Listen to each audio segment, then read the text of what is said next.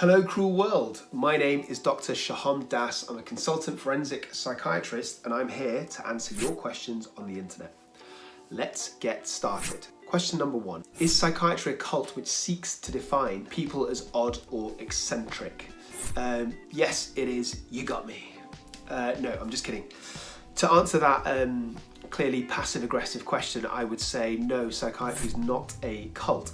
Now, I might be biased saying that as a psychiatrist, so I think the best way to kind of prove that objectively is this. Psychiatry is a formal field of medicine and it is taught in every single medical school in the whole world, which means that every single doctor at some point has learned at least some psychiatry.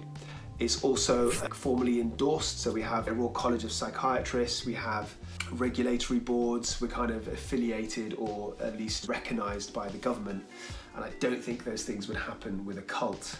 I suppose you could perhaps argue that all of those people, the government included, and all of the health service could be kind of part of a conspiracy, and of which psychiatry is the main cult.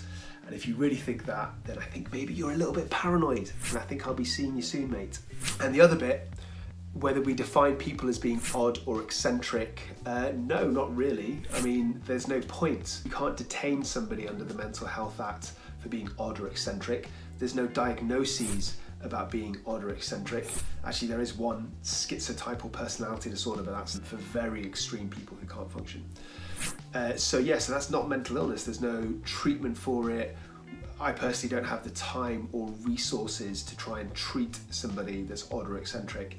And in fact, it's not really treatable because it's not mental illness, so no. Question number 2, does psychotic depression look like paranoid schizophrenia?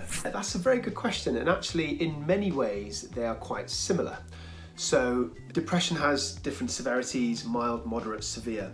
Psychotic depression is always severe and it's associated with psychotic symptoms, just like schizophrenia.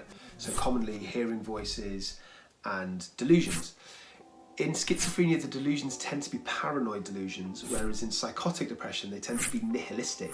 So like feelings that you're not alive or that you don't exist or that your organs inside are rotting. I suppose the negative symptoms of schizophrenia, which is things like a lack of energy and motivation and withdrawal, are very similar to how people who are psychotically depressed feel at that time. So again, a big overlap. But depression is associated with negative cognitions, so feelings of like guilt, pessimism, and there's other specific symptoms of depression like problems with sleep or appetite.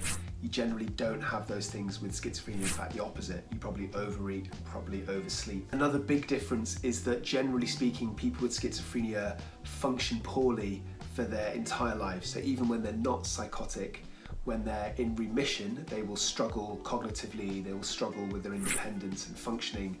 Whereas with somebody with psychotic depression, once they're in remission, once they've got over their period of depression, as long as they've gotten over it fully, then they should be functioning relatively well in between those periods.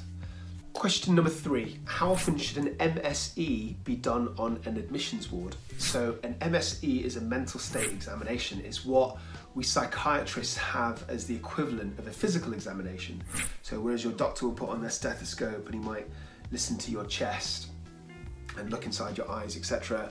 We don't do any of that, but we examine somebody's mental state, and there's a whole system. So we look at their appearance, behaviour, speech, mood, concentration, attention, etc. As to how often it should be done, that kind of really depends on the situation and on the patients. So if you've got a patient who is getting better relatively quickly, or who's on a new treatment, for example, a brand new medication, then I would say it's appropriate to examine their mental state maybe twice a week or once a week. Whereas some of my patients who are long-term rehabilitation patients who have a history of violence and offending, they're often in hospital for a really long period of time, sometimes several years.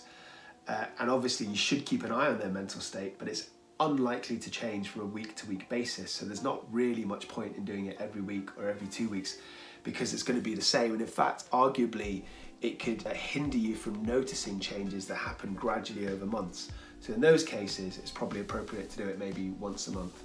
So to summarize, it depends on the situation, which is kind of how all of psychiatry works. to a degree. Question number 4, what are the classic symptoms and observations of bipolar disorder? Okay, so bipolar disorder is varying periods of very low mood and of mania, with periods of being euthymic, which means normal in between.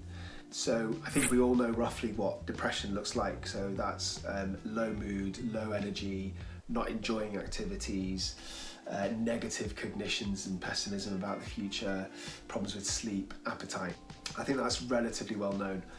And then periods of mania are kind of the opposite. So it's when your mood is elevated. So somebody who is manic will be really sort of excitable. They'll be speeded up in the way they're thinking and the way they're talking. They'll be jumping between ideas. They'll be full of excitement. They're usually very happy, although sometimes you can get just being irritated instead and very angry and occasionally quite hostile and aggressive, although it's more common to be happy actually. They have a decreased need for sleep. They're eating constantly but not putting on weight because they're burning up so much energy, always on the move. And also they're quite grandiose, so they're very, very self-confident and they feel that they can conquer the world and they have these abilities. And the behaviour can be quite disinhibited, so they often do things that are very impulsive that they wouldn't usually do, whether it's being sexually promiscuous and taking drugs, spending lots of money, and often once they become stable in their mental state, people who have been manic can regret a lot of their actions, which is kind of understandable, really. Okay, so those are all my questions for today. Before I leave, I would implore you to please subscribe to my channel and watch more videos on a psych for sore minds.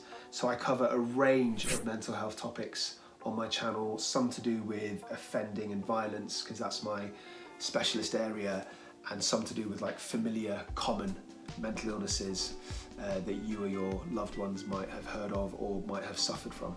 And my USP, I think, is that I talk about my individual cases in many of my videos. I anonymise the patients out of respect. Anyway, I hope to catch you soon on my channel. Take care of yourselves, and until next time, stay euthymic.